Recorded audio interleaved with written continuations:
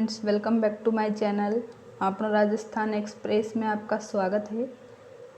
आज का हमारा टॉपिक है अजमेर के रियासत के बारे में चर्चा करेंगे। अजमेर रियासत में कौन कौन से चौहान वंश के शासक हुए, जिसके बारे में हम चर्चा करेंगे। और आज हम इनमें से एक शासक के बारे में चर्चा करेंगे, जो कि हमारे हैं अजय राज चौहान के बारे में, और नेक्स्ट शासकों के बारे में हम नेक्स्ट वीडियो में चर्चा करेंगे। तो आइए वीडियो को बिना देरी के शुरू करते हैं।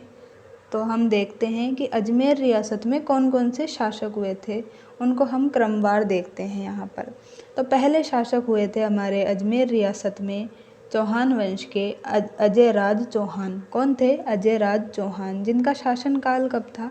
इनका शासनकाल था 1113 ईस्वी से 1133 ईस्वी तक। कब से कब तक? 1111 से 1133 ईस्वी तक किसका शासनकाल था? अजय राज चौहान का। इनके बाद किसका शासन आया? इनके बाद इनके पुत्र अरुणोराज चौहान का शासनकाल आया। और वो कब आया? 1133 ईस्वी से 1155 ईस्वी तक। कब तक? 1133 से 1155 ईस्वी तक किसका शासनकाल रहा? अरुणोराज चौहान का शासन रहा। और अरुणोराज चौहान के बाद कौन आए? अरुणोराज चौहान के बाद इनके पुत्र जगदेव आए। और अरुणोराज के जो पुत्र थे जगदेव, इन्होंने ही अपने पिता अरुणोराज की हत्या कर दी थी। और ये लगभग 3 साल तक शासन कर पाए। उसके बाद ये शासन नहीं कर पाए। जगदेव के बाद कौन आते हैं? जगदेव के बाद आते हैं बीसल देव चौहान, जिन्हें विग्रहराज फोर्थ भी कहते हैं हम। इनका शासनकाल चला 1158 से 1163 तक। कब से कब तक? 1158 से 1163 तक विग्रहराज या फिर बीसल देव चौहान का शासनकाल रहा। इनके बाद कौन आए? इनके बाद आए अपारगांगे,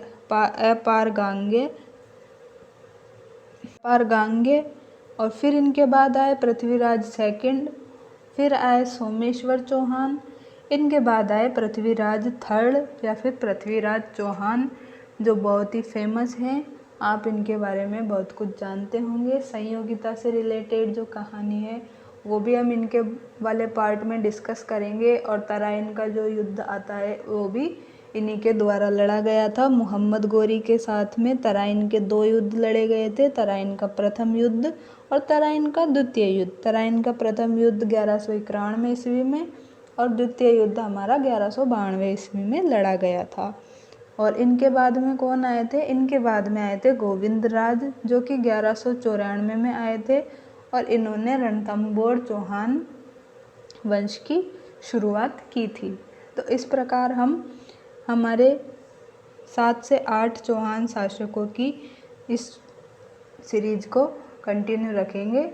तो आज हम शुरू करने जा रहे हैं अजय राज चौहान के बारे में। अजय राज चौहान ने कैसे शासन किया, इनके राज्य में कैसे कैसे इन्होंने विस्तार किया, इन्होंने शादी किससे की और इन्होंने किस किस चीज़ का निर्माण करा, उसके बारे में हम आगे देखते हैं। अजय राज चौहान, इनका शासनकाल कब था? इनका शासनकाल था 1113 से 1133 ईस्वी तक। कब से कब तक? 1113 से 1133 ईस्वी तक इनका शासनकाल रहा। और ये कौन थे? ये पृथ्वीराज फर्स्ट के पुत्र थे। कौन थे? पृथ्वीराज फर्स्ट के पुत्र कौन थे? अजय राज चौहान थे। और पृथ्वीराज थर्ड अलग थे और पृथ्वीराज सेकंड अलग हैं और पृथ्वीराज फर्स्ट अलग हैं। तो पृथ्वीराज फर्स्ट के पुत्र तो कौन हो गए? अजय राज चौहान हो गए। और पृथ्वीराज थर्ड अलग हैं, जो कौन थे? तराइन का युद्ध करने वाले थे। तो इसके बारे में हम नेक्स्ट वीडियो में चर्चा करेंगे, जब हमारे पृथ्वीराज चौहान थर्ड के बारे में चर्चा की जाएगी। अभी हम देखते हैं अजय राज चौहान के बारे में। तो अजय राज चौहान ने क्या क्या किया? अजय राज चौहान ने उज्जैन पर आक्रमण किया और अजय मेरू, जिसे हम प्रेजेंट में अजमेर कहते हैं, उस नगर को बसाया। और धर्म के प्रति इनका क्या दृष्टिकोण था, उसके बारे में हम यहाँ पे पढ़ेंगे। और इन्होंने तांबे और चांदी के सिक्के भी चलवाए, जिन पर इनकी पत्नी का नाम इन्होंने लिखवाया था। इसके बारे में हम आगे चर्चा करेंगे कि इन्होंने ये कार्य किए। इनके बारे में हम आगे विस्तृत चर्चा करने जा रहे हैं। तो आइए देखते हैं। अजयराज चौहान के शासनकाल को क्या कहते हैं? चौहानों के साम्राज्यों का निर्माण काल भी कहते हैं। क्यों कहते हैं इसका निर्माण काल? क्योंकि इनके टाइम पे क्या हुआ था, इनके टाइम पे जो लोग थे उनमें संघर्ष करने की क्षमता विकसित हुई थी। और जो चौहान वंश के संस्थापक थे, कौन थे हमारे चौहान वंश के संस्थापक? वासुदेव चौहान थे, जिनका शासनकाल 551 ईस्वी माना जाता है। उनके टाइम पे क्या था, उनके टाइम पे लोगों में संघर्ष करने की क्षमता नहीं थी, तो उनके साम्राज्य में थोड़ा सा हमारा निर्माण नहीं हुआ, ज़्यादा अच्छा शासनकाल नहीं रहा, ऐसा कह सकते हैं हम।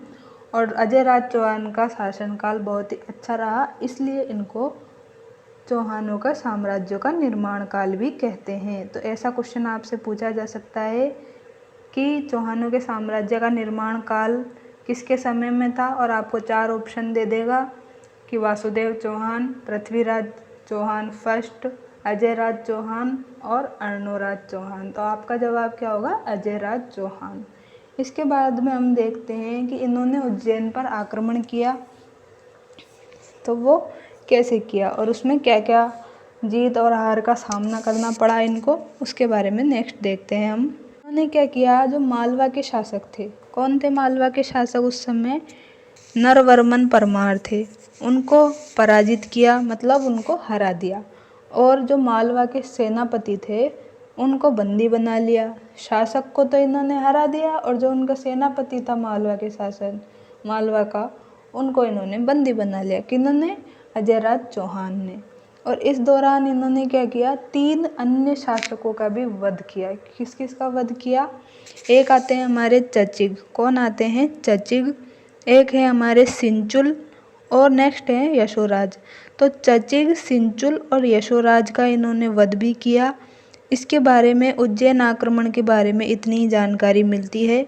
इसके बाद नेक्स्ट बात करते हैं हम कि अजयराज चौहान ने क्या किया।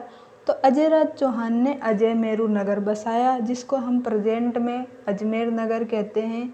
और अभी अजमेर को क्या किया जा रहा है? स्मार्ट सिटी के रूप में डेवलप भी किया जा रहा है। और अजमेर में इन्होंने क्या किया? अजमेर में इन्होंने बीठली की पहाड़ी पर एक दुर्ग बनाया। क्या किया इन्होंने? बीठली की पहाड़ी पर एक दुर्ग बनाया, जिसे क्या नाम दिया गया? गढ़ बीठली दुर्ग और तारागढ़ दुर्ग नाम दिया गया। अब गढ़ बीठली नाम तो इसलिए दिया गया कि बीठली की पहाड़ी पर स्थित है, लेकिन आप पूछेंगे कि तारागढ़ दुर्ग नाम क्यों दिया गया, तो इसके बारे में भी कुछ जानकारी दी गई है, वो हम आगे देखते हैं। तो तारागढ़ नाम इसलिए दिया गया कि पृथ्वीराज सिसोदिया जो थे, उनकी पत्नी का नाम तारा देवी था। क्या था उनका नाम? तारा देवी था। उनके नाम पर इस दुर्ग का नाम तारागढ़ दुर्ग कर दिया गया। पृथ्वीराज सिसोदिया की जो पत्नी थी तारा देवी, उनके नाम पर इस दुर्ग का नाम तारागढ़ दुर्ग किया गया। और अजमेर के बारे में क्या क्या कहा जाता है? तो अजमेर को हमारे राजपूताना या राजस्थान का हृदय कहा जाता है। क्या कहा जाता है? हार्ट ऑफ राजस्थान किसे कहा जाता है? हार्ट ऑफ राजस्थान हमारे अजमेर ज़िले को कहा जाता है। और राजस्थान की कुंजी भी कहा जाता है अजमेर को, और राजस्थान का नाका कहा जाता है, और सबसे इम्पोर्टेंट राजस्थान का जिब्राल्टर भी कहा जाता है। इससे आपका कई बार क्वेश्चन पूछा गया है कि राजस्थान का जिब्राल्टर किस ज़िले को कहा जाता है, तो आपका जवाब होगा अजमेर ज़िले को कहा जाता है। और सर्वाधिक आक्रमण झेलने वाला दुर्ग कौन सा था? तो सर्वाधिक आक्रमण झेलने वाला दुर्ग था हमारा तारागढ़ दुर्ग या अजमेर दुर्ग। और तारागढ़ दुर्ग में और क्या क्या स्थित है? तो यहाँ पर हमारा एक है रूठी रानी का महल स्थित है, मीरान शाह की दरगाह स्थित है, घोड़े की मजार स्थित है, घूंघट बांद्रा और इमली बुर्ज भी स्थित है। क्या है? घूंघट बांद्रा और इमली बुर्ज भी कहाँ पर स्थित है? तारागढ़ दुर्ग में स्थित है। रूठी रानी का महल, मीरान शाह की दरगाह, घोड़े की मजार, घूंघट बांद्रा और इमली बुर्ज कहाँ स्थित है? अजमेर दुर्ग में स्थित है। अब हम देखते हैं कि राजस्थान का जिब्राल्टर तो अजमेर को कह दिया, और भारत का जिब्राल्टर पूछे तो भारत का जिब्राल्टर ग्वालियर को कहा जाता है। अब आपके मन में एक सवाल आ रहा होगा कि जिब्राल्टर क्या होता है। तो जिब्राल्टर के बारे में भी हम आगे देखते हैं कि जिब्राल्टर किसे कहते हैं।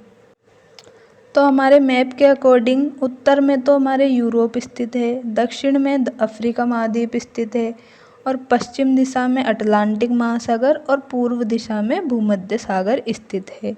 तो जो ये अटलांटिक महासागर से भूमध्य सागर का जो क्षेत्र था वो बहुत ही छोटा क्षेत्र था, बहुत ही तंग क्षेत्र था। उस तंग क्षेत्र में व्यापार करने के लिए दोनों सागर व्यापार करने के लिए परमिशन लेके आगे जा सकते थे। तो जैसे अटलांटिक महासागर और भूमध्य सागर को कोई भी चीज़ का लेन देन करना है या फिर व्यापार करना है तो पहले परमिशन लेनी होगी। यहाँ से परमिशन लेके वो इधर जा सकते हैं और ये इधर आ सकते हैं। तो ऐसे क्षेत्र को क्या कहते हैं, जिब्राल्टर कहते हैं। तो पहले क्या था, अजमेर भी इसी टाइप से था। उस समय संपूर्ण राजस्थान का नियंत्रण कहाँ था, अजमेर के यहाँ पे से ही होता था। कहाँ से होता था, अजमेर से ही होता था पूरे राजस्थान का नियंत्रण। कंट्रोल रूम एक तरह से हमारे अजमेर था, इसलिए राजस्थान का जिब्राल्टर किसे कहा जाता है, अजमेर को कहा जाता है। और पहले क्या था, गर्मियों में तो राजधानी कहाँ रहती थी, आबू में रहती थी और सर्दियों में राजधानी कहाँ रहती थी, हमारे अजमेर में रहती थी। इसके बाद हम देखते हैं अजयराज चौहान ने क्या कराया। अजयराज चौहान ने तांबे और चांदी के सिक्के चलवाए जिनका क्या नाम रखा गया, श्री अजय देव या फिर श्री अजय प्रिय द्रबस नाम रखा गया। और पत्नी के नाम पर, जो अजयराज चौहान की पत्नी थी उनका नाम क्या था, सोमलेखा और सोमलवती। इनके नाम पर भी तांबे और चांदी के सिक्के किसने चलवाए, अजयराज चौहान ने चलवाए। और अजयराज चौहान का धर्म के प्रति क्या दृष्टिकोण था, तो ये शैव मत को मानने वाले थे। ये मेनली मुख्यतः रूप से शैव मत से संबंध रखते थे, लेकिन ये ऐसा भी नहीं है कि शैव मत के अलावा और धर्मों में विश्वास ना करते हों या फिर उन धर्मों के लोगों से लड़ाई झगड़ा करते हों, ऐसा नहीं करते थे। ये और धर्मों का भी सम्मान करते थे। इसका पता कैसे चलता है, इसका पता चलता है कि एक बार जैन धर्म के मंदिर बनाने के लिए इन्होंने भूमि भी दान में दी थी। तो इससे थोड़ा पता चलता है कि ये सभी धर्मों का समान रूप से सम्मान करते थे, लेकिन ये मुख्य रूप से शैव मत से संबंध रखते थे। इसके बाद क्या हुआ, अजयराज चौहान 1130 में क्या किया इन्होंने, ये पुष्कर चले गए। कहाँ चले गए, पुष्कर चले गए। और क्यों गए पुष्कर, कि पूजा पाठ करने के लिए चले गए। और अपने राज्य की बागडोर किसको दे दी, इनका जो पुत्र है अर्णोराज, कौन था इनका पुत्र, अर्णोराज जी चौहान, उन्हें अपने राज्य की बागडोर देकर ये कहाँ चले गए, पुष्कर चले गए। अब आप पूछेंगे कि 1130 में ये अर्णोराज जी को अपने राज्य की बागडोर देके चले गए, तो आपने पहले बताया कि 1133 से अर्णोराज का शासन स्टार्ट होता है। अब आप बता रहे हैं कि 1130 में ही अजयराज जी चले गए, बेटे को अपनी वो संभला कर राज्य, तो वो बेटे को अपनी राज्य की बागडोर संभाल कर दे गए थे। लेकिन उन्होंने 1130 में अर्णोराज जी का राज्याभिषेक नहीं किया था। क्या नहीं किया था, 1130 में उन्होंने राज्याभिषेक नहीं किया था। उनका राज्याभिषेक अजयराज जी ने 1133 ईस्वी में ही किया था। इसलिए अर्णोराज जी का शासनकाल 1133 से 1155 ईस्वी ही माना जाता है। यदि आप 1130 से 1155 वाला ऑप्शन टिक करेंगे तो आपका आंसर बिल्कुल गलत हो जाएगा। तो इसको बिल्कुल ध्यान रखें कि 1130 में अजयराज जी चले गए थे, लेकिन राज्याभिषेक नहीं किया गया था। राज्याभिषेक 1133 में ही किया गया था।